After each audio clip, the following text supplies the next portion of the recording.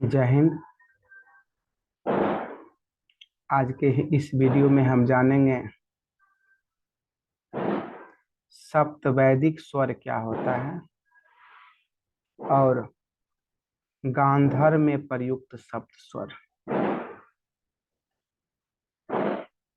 ठीक है, आरंभ करते हैं।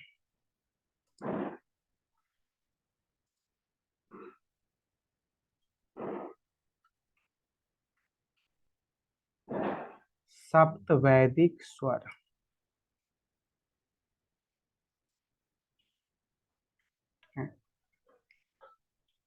सप्त मतलब सात, वैदिक मतलब वैदिक काल, और स्वर मतलब स्वर। यानी वैदिक काल में जो सात स्वरों का प्रयोग किया जाता था उसे सप्त वैदिक स्वर का के नाम से जाना जाता है। वैदिक काल में जिन सात स्वरों का प्रयोग किया जाता था उन सात स्वरों को सप्त वैदिक स्वर के नाम से जाना जाता है। वैदिक काल में स्वरों को यम कहा जाता था। वैदिक काल में स्वरों को यम कहा जाता था। इस काल में सामगान का गायन किया जाता था। यानी वैदिक काल में मुख्य रूप से सामगान का गायन किया जाता था, जिसमें तीन स्वरों का प्रयोग किया जाता है। सप्तक का जो विकास हुआ वो एक ही बार हम लोग सात स्वर पे नहीं आ गए। प्रारंभ एक स्वर से हुआ था। सामगान में भी शुरू में एक ही स्वर का प्रयोग किया जाता था।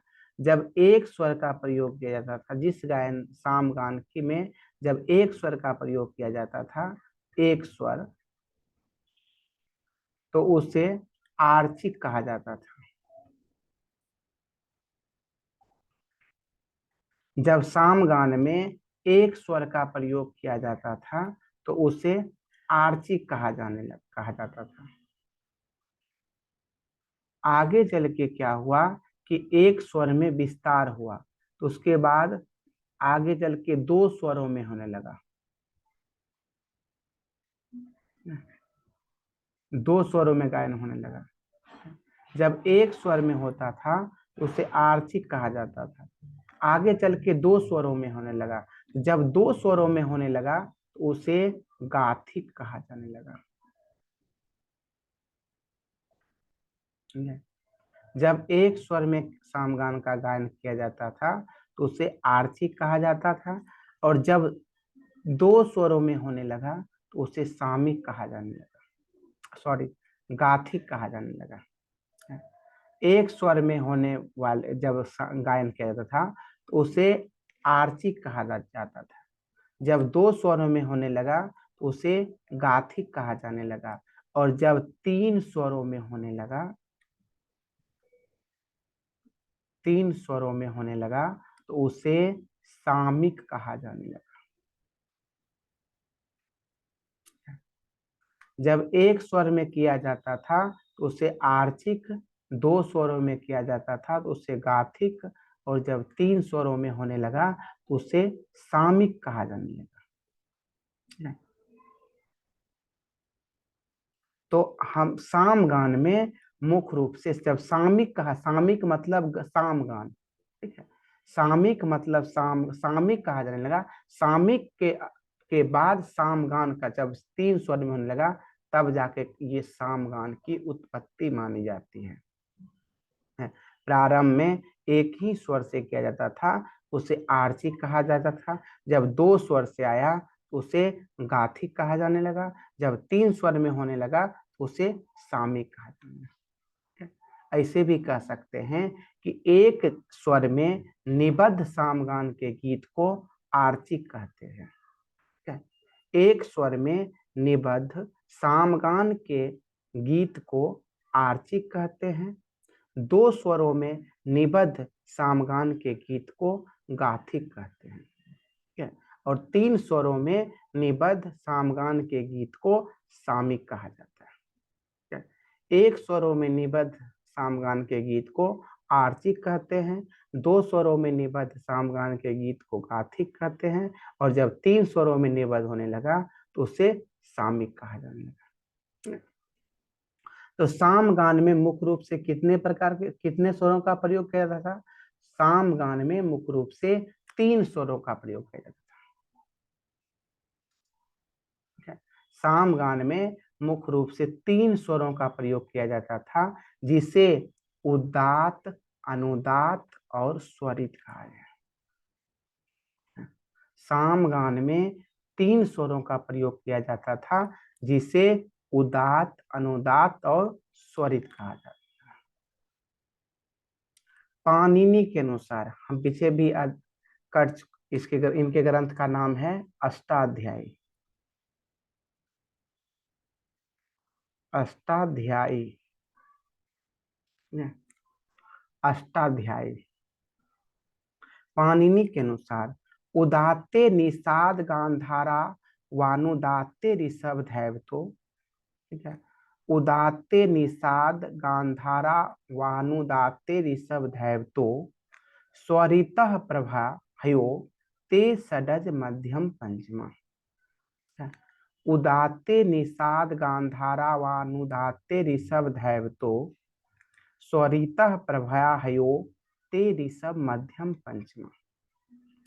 अर्थात उदात्त में नीगा, ठीक है, उदात्त के अभी के समय में उदात्त के अंतर्गत नीगा, ठीक है, अनुदात्त रेधा, ठीक है, उदात्त के अंतर्गत नीगा, अनुदात्त के अंतर्गत रेधा और स्वरित के अंतर्गत सामोप स्वर का समावेश हुआ है।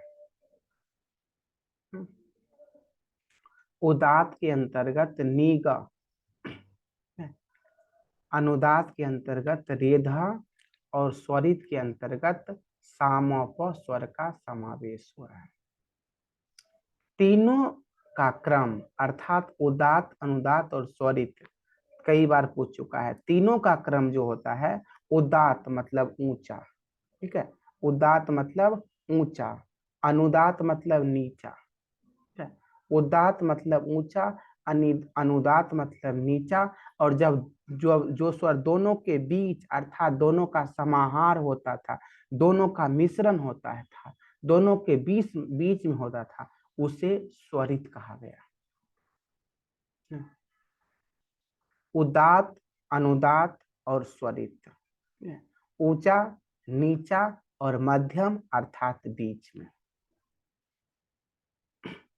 एक अन्य मत के अनुसार, कोई और भी एक विद्वान है जो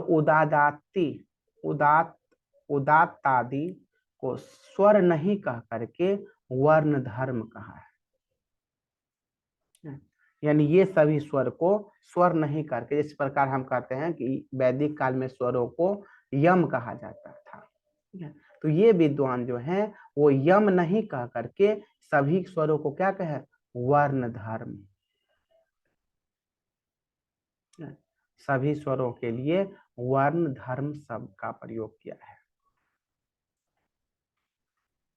सामगान धीरे धीरे सामगान के समय में ही 7 स्वरों का प्रयोग होने लगा था, ठीक है।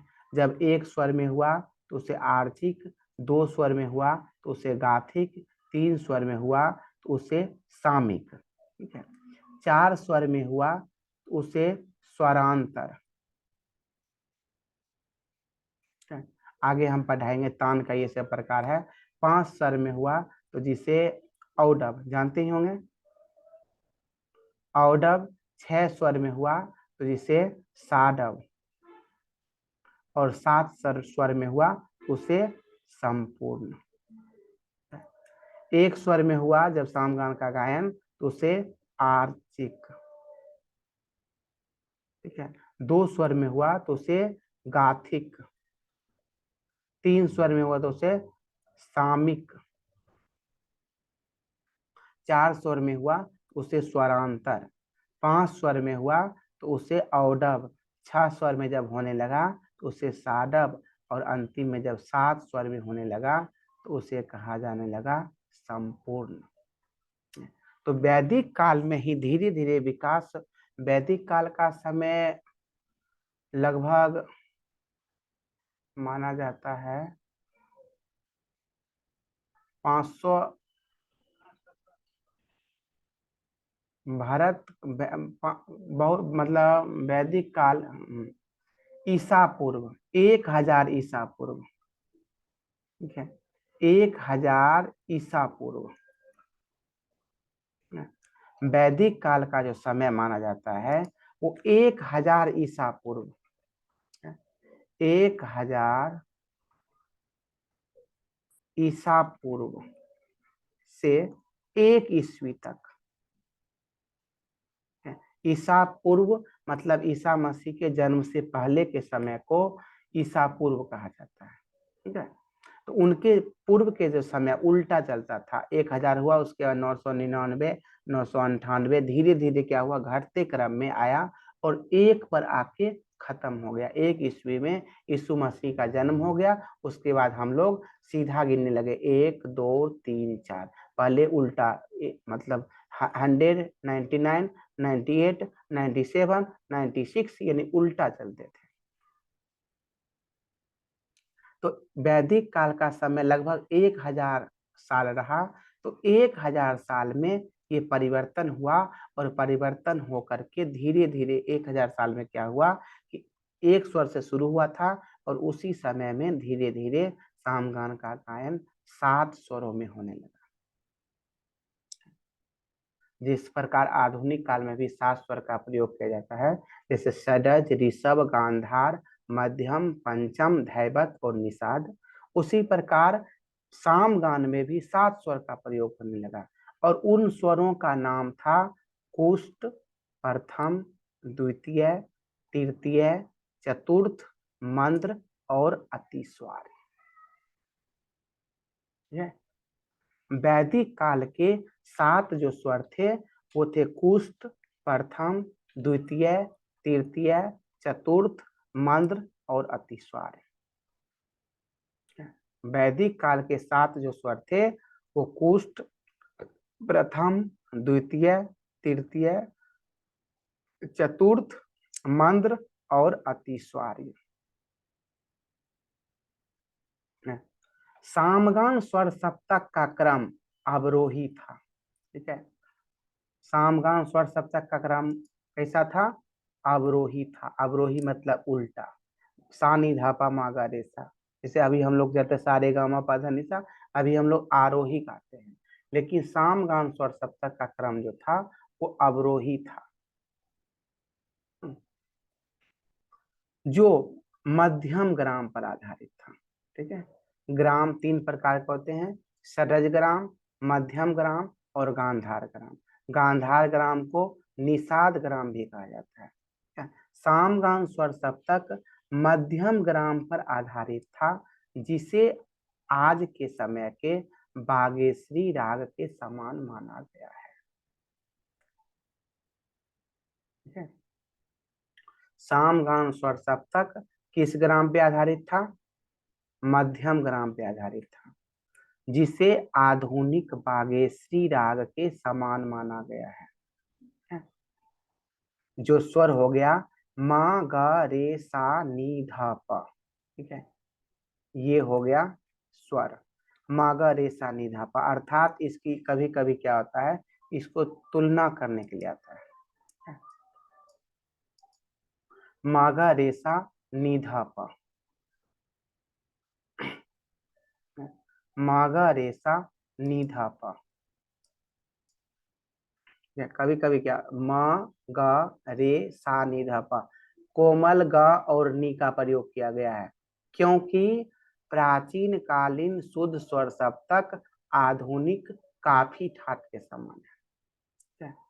प्राचीन कालीन शुद्ध स्वर सप्तक आधुनिक काफी ठाट के समान है, इसलिए बागेश्वरी में गौनी का प्रयोग करता है। हम कंपेयर कर रहे हैं प्राचीन कालीन से, इसलिए काफी के ठाट पे हम किए हैं ग और नी।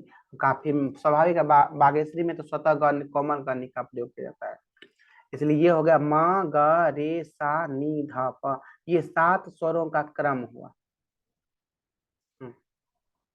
जैसे मान लीजिए अब इसको कभी क्या, जैसे कुष्ठ, कुष्ठ मतलब माँ, ठीक है। प्रथम मतलब ग, द्वितीय, द्वितीय मतलब रे, तृतीय,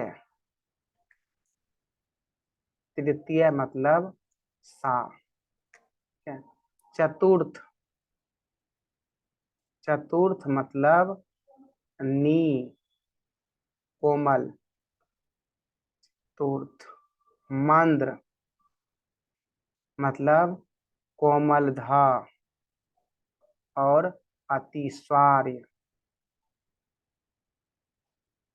अतिस्वार्य मतलब मंद्र पंचम, ठीक है।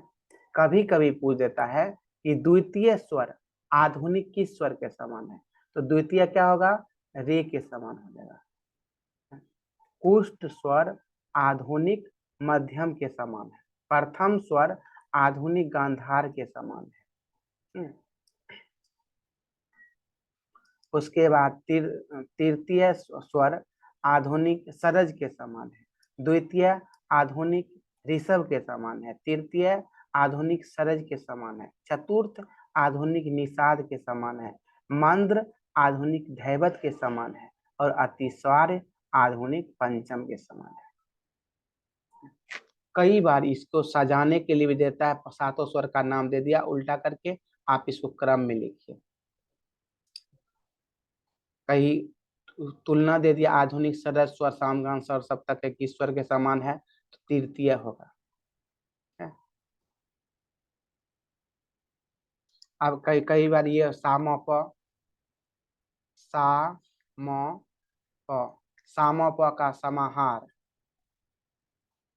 समाहार किस स्वर में हुआ है, किस सामगान के स्वर में हुआ है, सामगान के स्वर में हुआ है, तो क्या होगा यहाँ पर सॉरी स्वरित होगा, स्वरित, ठीक है, क्योंकि स्वरित के अंतर्गत साम प का समाहार हुआ है, समावेश हुआ है। स्वरित के अंतर्गत सा म प आता है, अनुदात के अंतर्गत रेधा आता है, उदात के अंतर्गत गानी आता है, ठीक है। साम मगर रेखा के रूप में अवस्थित था। सामगान गीतों की अधिकतर रचनाएं 5 स्वरों में ही निबद्ध मिलती है। सामगान की जितनी भी रचनाएं अभी तक मिली है उसमें से लगभग अधिकतर, अधिकतर मतलब कह सकते हैं 80 से 90% के आसपास जो रचनाएं होती है वो मिल रही है, वो 5 स्वरों में ही निबद्ध मिलती है। सामगान की अधिकतर रचनाएं कितने स्वरों में निबद्ध होती थी, मात्र 5 स्वरों में निबद्ध होती थी। इन स्वरों में श्लोकों को, ठीक है, श्लोकों को रीच या श्लोक को वैदिक काल में ऋचा कहा जाता है, ठीक है। संस्कृत शब्द है श्लोक, श्लोक को हिंदी में दोहा कहते हैं, श्लोक को हिंदी में दोहा कहा जाता है। श्लोकों को या ऋचाओं को स्वरबद्ध करके गाया जाता था, क्योंकि वैदिक काल में ही वेद की रचना हुई। वेद के 4 है, मतलब ऋग्वेद, यजुर्वेद, अथर्ववेद और सामवेद, ठीक है। तो सामवेद में जो उसमें उसमें तो स्वर नहीं, दोहा लिखा हुआ, उस साम वेद के श्लोक को, ऋचा को स्वरबद्ध करके गाया जाता।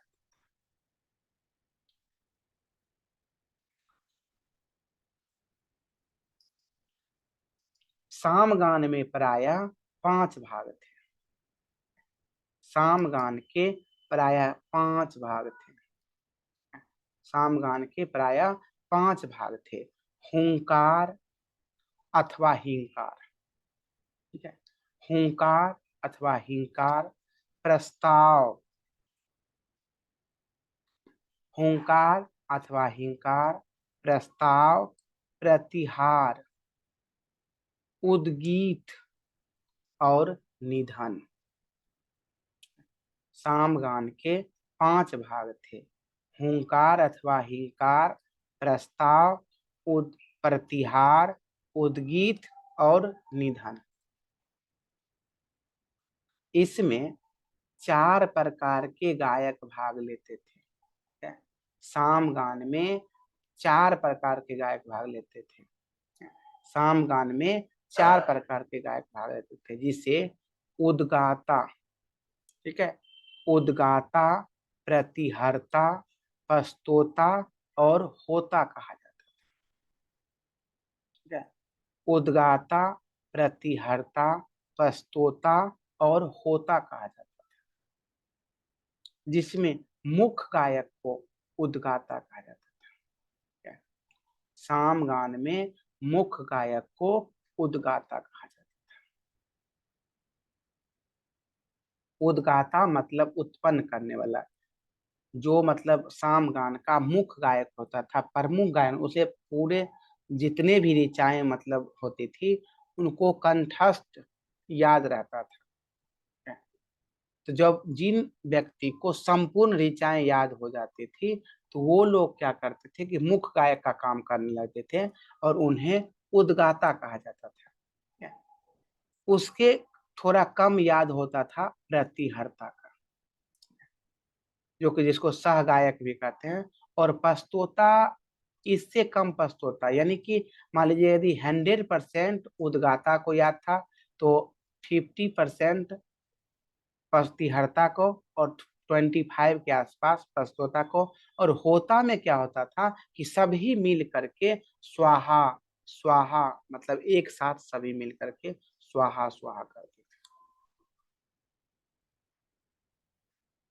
यही जब प्रतिहर्ता को पुनः 100% याद हो जाता था, इसे प्रमोशन होकर के, ये भी के समय में जैसे होता है कि असिस्टेंट प्रोफेसर या कोई भी टीचर में कुछ दिन के बाद प्रमोशन हो जाता है, जब ये प्रतिहर्ता संपूर्ण 100% याद कर लेता था तो ये अब स्वतः ये उद्गाता बन जाता था और ये यहाँ आ गया, सबका प्रमोशन हो जाता था। तो सामगान के मुख्य गायक को क्या कहा गया है? उद्गाता। आगे भी हम विस्तार से चर्चा सामगान जब पढ़ाएंगे उसमें विस्तार से हम चर्चा करेंगे, लेकिन इतना ही, जितना अगर सामगान से क्वेश्चन यदि आया तो इतना में लगभग हो जाएगा सभी क्वेश्चन। सामगान से इसने VVI जितना भी क्वेश्चन था निकल गया है इसमें। उसके बाद है गांधार में प्रयुक्त सप्त स्वर। गांधार में प्रयुक्त सप्त स्वर, ठीक है, 2 शब्द होते हैं यहाँ पे, गांधर्व, ठीक है, और गांधर्व, ठीक है, गांधर्व और गंधर्व। गंधर्व उस समय वैदिक काल में जो गायक होते थे, गायक, ठीक है, गायक होते थे, गायक वर्ग, उन्हें गंधर्व कहा जाता था। गायक जो होते थे उन्हें गंधर्व कहा जाता था। और गंधर्व के द्वारा प्रस्तुत जो कला होती थी, अर्थात गंधर्व लोग जो संगीत प्रस्तुत करते थे, उस संगीत को गांधर्व कहा जाता था। भरत ने भी संगीत के लिए गांधर्व शब्द का प्रयोग किया है, ठीक है, भरत ने संगीत के लिए गांधर्व शब्द का प्रयोग किया है। तो गांधर्व मतलब गायक और गांधर्व मतलब संगीत, ठीक है। ऐसे भी कह सकते हैं गांधर्व मतलब संगीतज्ञ, संगीतज्ञ, और गांधर्व मतलब संगीत। गांधर्व द्वारा प्रस्तुत कला को गांधर्व कहा जाता है, ठीक है। तो गांधर्व में प्रयुक्त सप्त स्वर, ठीक है, अर्थात संगीत में प्रयुक्त सप्त स्वर, संगीत में प्रयुक्त सप्त स्वर। गांधर्व में मुख्य रूप से षड्जाति 7 स्वरों का प्रयोग किया जाता था। उस समय में गांधर्व गायन किया जाता था, गांधर्व गान, इसलिए उस समय षड्जाति 7 स्वरों का प्रयोग किया जाता था। अभी भी है भी, क्योंकि अभी भी 7 स्वर का प्रयोग किया जाता है। षड्जाति मतलब षडज, ऋषभ, गांधार, मध्यम, पंचम, धैवत और निषाद। ठीक है, षड्जाति यहाँ कहने से 7 स्वर का समावेश होता है। षड्जाति मतलब षडज, ऋषभ, गांधार, मध्यम, पंचम, धैवत और निषाद। तो गांधार में मुख्य रूप से षड्जाति 7 स्वरों का प्रयोग किया जाता था। ठीक है, जिस 7 स्वरों का, कई बार पूछा हुआ क्वेश्चन है, 7 स्वरों का, 7 स्वरों के नाम, ठीक है, जैसे षडज, ऋषभ, गांधार, मध्यम, पंचम, धैवत और निषाद, ये 7 स्वरों के नाम हैं। इन 7 स्वरों के नाम का सर्वप्रथम उल्लेख जो मिलता है वो नारद गीत ग्रंथ नारदीय शिक्षा में मिलता है।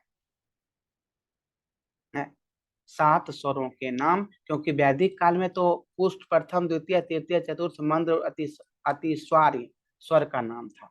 षडज, ऋषभ, गांधार, मध्यम, पंचम, धैवत और निषाद, ये जो 7 स्वरों का नाम है, ये सर्वप्रथम इन नामों का जो वर्णन किया गया है वो नारद गीत ग्रंथ नारदीय शिक्षा में किया गया है। तो नारदीय शिक्षा में स्वर मंडल नामक प्रकरण में, ठीक है, स्वर मंडल, उसमें अध्याय को मंडल कहा गया है। ठीक है, प्रकरण मतलब अध्याय होता है। स्वर मंडल नामक प्रकरण में सप्त स्वर अर्थात सारे गामा पधा नी, 3 ग्राम षडज, मध्यम और गांधार, ठीक है, 21 मूर्छनाएं, ठीक है, 1 ग्राम की कुल 7 मूर्छनाएं होती है। 3 ग्राम है, 1 ग्राम की 7 मूर्छनाएं होती है। सरज ग्राम की, जब हम मूर्छना पढ़ाएंगे तो उसमें हम स्पष्ट कर देंगे। सरज ग्राम की 7 मूर्छनाएं हैं: उत्तर मंद्रा, रंजनी, उत्तरायता, शुद्ध सारजी, मत्स्यकृता, अशुक्रांता और अभिरुद्धगता। ये 7 मूर्छनाएं हो गई आपका सरज ग्राम के। उत्तर मंद्रा, रंजनी, उत्तरायता, शुद्ध सारजी, मत्स्यकृता, अशुक्रांता और अभिरुद्धगता। मध्यम ग्राम की 7 मूर्छनाएं हैं: सौवरी, हरिनाश्वा, कलोपंता, शुद्ध मध्यमा, मार्गी, कौरवी और हस्यका। सौवरी, हरिनाश्वा, कलोपंता, शुद्ध मध्यमा, मार्गी, कौरवी, हस्यका। उसी प्रकार गांधार ग्राम के भी 7 मूर्छनाएं हैं: नंदा, विशाला, सुमुखी, विचित्रा, मंदा, सुखा, आलापा। नंदा, विशाला, सुमुखी, विचित्रा, मंदा, सुखा, आलापा, ये 7 कुल मिलाकर के 21 मूर्छनाएं हैं, जिसका वर्णन नारदीय शिक्षा में मिला। उसका 49 तानों का उल्लेख किया गया है। क्या तान भी पढ़ाएंगे, भरत और भी माने हैं, तो 49 तानों का उल्लेख इसमें मिलता है, नारदीय शिक्षा मिलता है। यानी नारदीय शिक्षा में षड्जाति सप्त स्वरों का उल्लेख मिलता है, 3 ग्राम का उल्लेख मिलता है, 21 मूर्छना का उल्लेख मिलता है एवं 49 स्थान का उल्लेख मिलता है। ठीक है, यहाँ तक इस वीडियो में। उम्मीद करते हैं कि यहाँ तक किसी को दिक्कत नहीं होनी चाहिए। आगे हम स्वर का वीडियो लेकर के जल्द ही मिलेंगे। जय हिंद,